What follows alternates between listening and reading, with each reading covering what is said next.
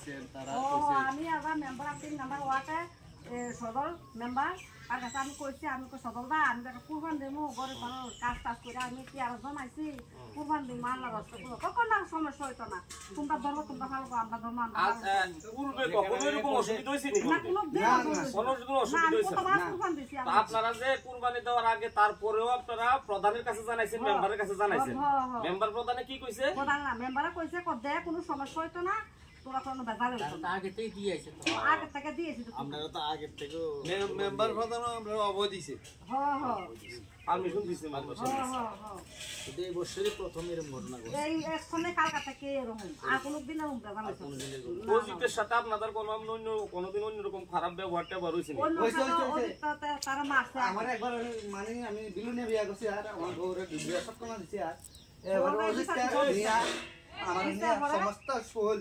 ready বাড়াই দিছে তারা মারছে এই কাটা খাই দিয়ে এদিকে মারছে লেবর বাসা বানছে সুতা লাগাইছে বান্দা পিছু বান দিয়ে রাখতে দিছে মা একদম মাই দিছে আমি 6000 টাকা বানিয়ে তার চিকিৎসা করছি এবার 2000 টাকা টাকা দই মারনি পুরো আমার সাথে হলো গেছে যাক না আপনারা এই ঘটনা দেখে খুব কষ্ট লাগতে আছে এই যে আপনারা একটা সেফটি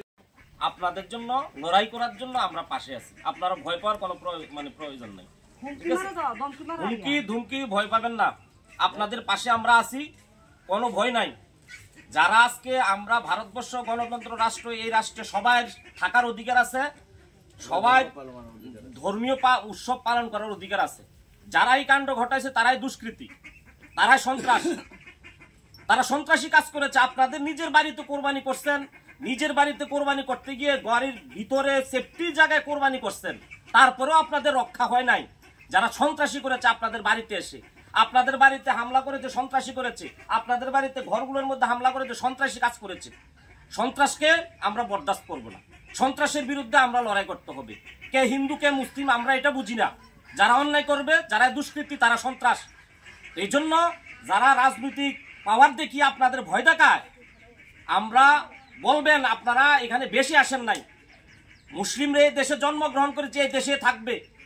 আমরা কোথাও থেকে ভেসে আসিনি এই জন্য ভয় পাওয়ার কোনো কারণ নাই বুঝছেন আপনাদের পাশে আছে আমরা এই জন্য আপনাদের পাশে থাকার জন্য আমরা এসেছি আমরা অবশ্যই ওইটার জন্য আমরা আইনিভাবে দেখব